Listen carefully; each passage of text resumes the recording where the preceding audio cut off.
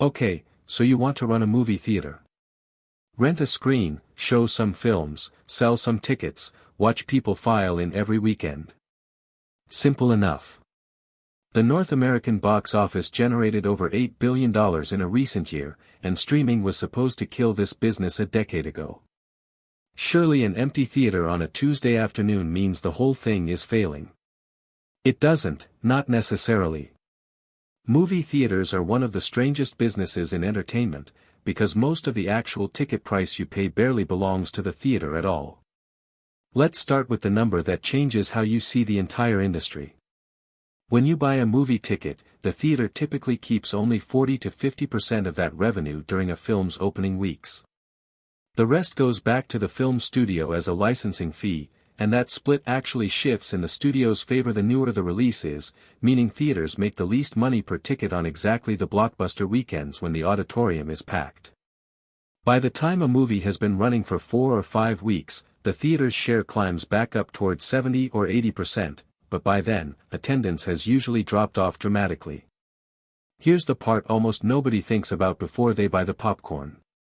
A modern multiplex with premium formats like IMAX or Dolby Cinema can cost $10 to $20 million to build and outfit, covering digital projectors, surround sound systems, reclining seating, and specialized screens that can each cost $100,000 to $150,000 individually to install.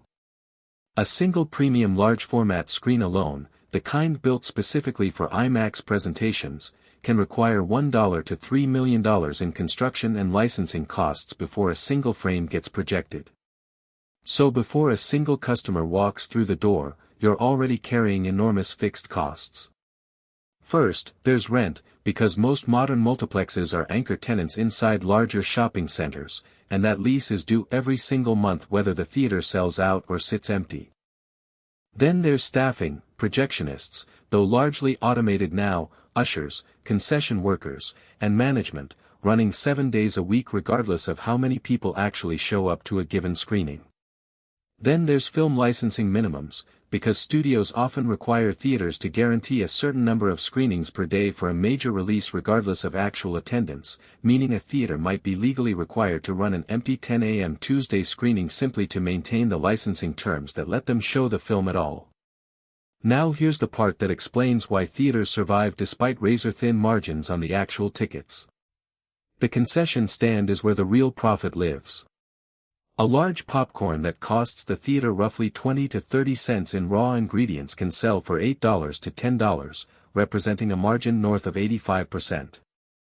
Soda margins run similarly high, often above 80%, because the syrup cost per cup is measured in pennies. Industry estimates suggest concessions alone can represent 40% or more of a theater's total profit, even though food and drink sales are typically a smaller fraction of total revenue compared to ticket sales.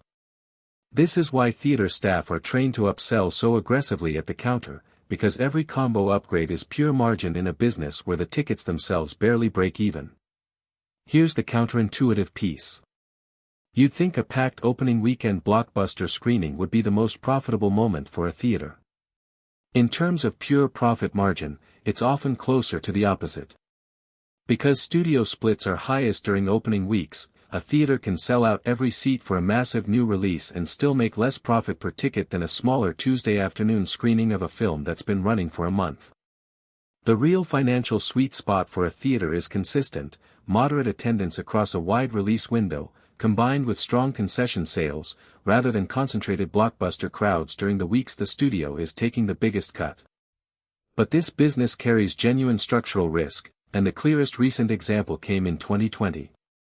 When theaters closed entirely during the pandemic, and studios simultaneously began releasing major films directly to streaming platforms, several major theater chains found themselves carrying enormous fixed lease and debt obligations with zero screening revenue. AMC, the largest theater chain in the country, took on billions of dollars in additional debt just to survive the shutdown, and the company's stock became one of the most volatile in the entire market as investors debated whether the traditional theater business model could survive a permanent shift toward day-and-date streaming releases. So let's do the actual math on why theater chains keep operating despite these pressures. A well-run multiplex might generate $4 to $6 million in annual revenue from a combination of tickets and concessions. Against that, rent, staffing, licensing minimums, and equipment maintenance can run $3.50 to $5 million a year, leaving a modest operating profit that depends heavily on concession attach rates, the percentage of ticket buyers who also purchase food or drinks. A theater with a strong concession attach rate above 60% can be meaningfully more profitable than a theater selling more tickets but weaker concessions, which is exactly why premium recliner seating, expanded bar service, and loyalty programs that reward frequent concession purchases have become the primary growth strategy across the industry rather than simply building more screens. That gap, between what a theater actually earns on the movie itself and what it earns on everything sold around the movie, is the entire story of why theaters survive despite empty Tuesday afternoons and thin ticket margins. You didn't go to the movies to buy a ticket. The ticket is simply what gets you into the building long enough to buy the popcorn, and the popcorn is what actually pays the rent.